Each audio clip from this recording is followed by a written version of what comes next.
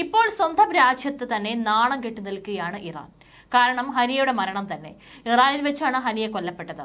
അതുകൊണ്ട് അതിന് മറുപടി നൽകിയേ തീരുള്ളൂ എന്ന ഉറച്ച തീരുമാനത്തിലാണ്. ഏതായാലും മൊസാദ് അടക്കം ഇറാനിൽ ഇപ്പോൾ കയറി കൂടിയിട്ടുണ്ട് എന്നാണ് ഇന്റലിജൻസ് റിപ്പോർട്ടുകളെല്ലാം പുറത്തു വരുന്നത്. അതിനുള്ള ഏറ്റവും വലിയ ഉദാഹരണമാണല്ലോ ഹനിയയുടെ മരണം.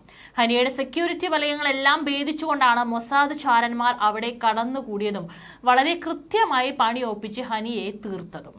മൊസാദിന്റെ ഒരു പ്രത്യേകത എന്ന് പറയുന്നത്, അവർ ഏതെങ്കിലും രാജ്യത്ത് എന്തെങ്കിലും ലക്ഷ്യത്തിനായി തമ്പടിച്ചിട്ടുണ്ടെങ്കിൽ ഒരു ഈച്ച കുഞ്ഞു പോലും അറിയില്ല. ലക്ഷ്യം തീരുന്നത് വരെ ആ ഒരു കാര്യം അറിയത്തില്ല. അതുകൊണ്ട് തന്നെ ഇറാൻ ഭയപ്പെട്ടേ മതിയാവും.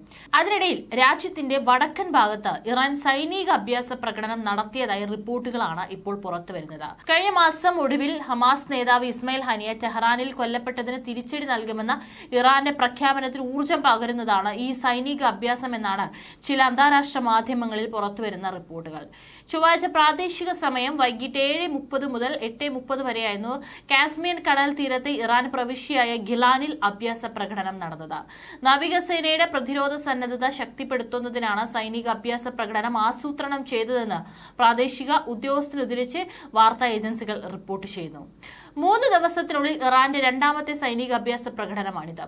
ഹനിയയുടെ കൊലയ്ക്ക് പ്രതികാരം ചെയ്യുമെന്ന് ഇറാൻ പ്രഖ്യാപിച്ചിരുന്നു. കൊലയ്ക്ക് ഉത്തരവാദി ഇസ്രായേൽ ആണെന്ന് ഇറാൻ കുറ്റപ്പെടുത്തിയിരുന്നു. ഹനിയയുടെ കൊലപാതകത്തിന്റെ ഉത്തരവാദിത്തം ഇസ്രായേൽ ഇതുവരെ ഏറ്റെടുക്കുകയോ നിഷേധിക്കുകയോ ചെയ്തിട്ടില്ല. ഇസ്മായിൽ ഹനിയയുടെ രക്തസാക്ഷിത്വം ഇസ്രായേലിനെതിരെ ഇറാന്റെ പ്രതികാര ഭീഷണിക്ക് തിരികൊളുത്തുന്നതായി. അതിനിടെ ഇസ്രായേലിനെതിരായ തിരിച്ചടിയുടെ കാര്യത്തിൽ സംയമനം പാലിക്കണമെന്ന യൂറോപ്യൻ രാഷ്ട്രങ്ങളുടെ ആഹ്വാനം ഇറാൻ തള്ളിയിരിക്കുകയാണ്. ഫ്രാൻസും ജർമ്മനിയും ബ്രിട്ടനും അടങ്ങിയിട്ടുള്ള യൂറോപ്യൻ രാജ്യങ്ങളെല്ലാം തന്നെ ഇത് വേണ്ട തീക്കളിയാണ് എന്നുള്ള മുന്നറിയിപ്പ് ഇറാന് നൽകിയിട്ടുണ്ടായിരുന്നു. ഈ രാജ്യങ്ങളുടെ നേതാക്കളാണ് ഇറാൻ സംയമനം കൈക്കൊള്ളണമെന്ന് ആവശ്യപ്പെട്ടത്. ഇതിനിടയിലും ഗാസയിൽ നൂറുകണക്കിന് പലസ്തീനകളെ കൊന്നുതള്ളുകയാണ് അധിനിവേശ സേന. ഹമാസിന്റെ സായുധ വിഭാഗമായ ലക്സാം ബ്രിഗേഡ് ചൊവ്വാഴ്ച മുതൽ ടെലാവീവിലേക്കും പ്രാന്തപ്രദേശത്തേക്കും 2 M90 റോക്കറ്റുകൾ അയച്ചിരുന്നു. വലിയ സ്ഫോടന ശബ്ദം കേട്ടെങ്കിലും ആളപായമൊന്നും റിപ്പോർട്ട് ചെയ്യപ്പെട്ടിട്ടില്ല.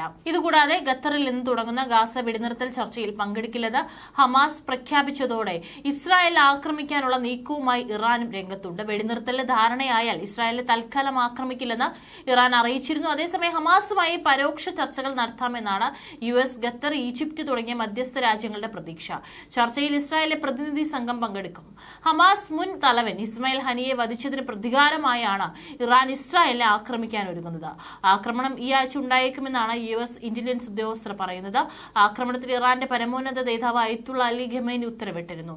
മിസൈലുകൾ അടക്കം സന്നാഹങ്ങൾ ഇറാൻ രഹസ്യ കേന്ദ്രങ്ങളിൽ വിന്യസിച്ചെന്നാണ് വിവരം. ലെബനനിലെ ഹിസ്ബുള്ള ഗ്രൂപ്പും ആക്രമിച്ചേക്കും. ജൂണിൽ US പ്രസിഡന്റ് ജോ ബൈഡൻ മുന്നോട്ട് വെച്ച വെടിനിർത്തൽ കരാർ അംഗീകരിച്ചതാണെന്നും അത് നടപ്പാക്കാനുള്ള പദ്ധതി രൂപീകരിക്കണമെന്നും മധ്യസ്ഥ രാജ്യങ്ങളോട് ഹമാസ് അഭ്യർത്ഥിച്ചു. മറ്റു ചർച്ചകൾക്ക് താൽപര്യമില്ലെന്നും വ്യക്തമാക്കി.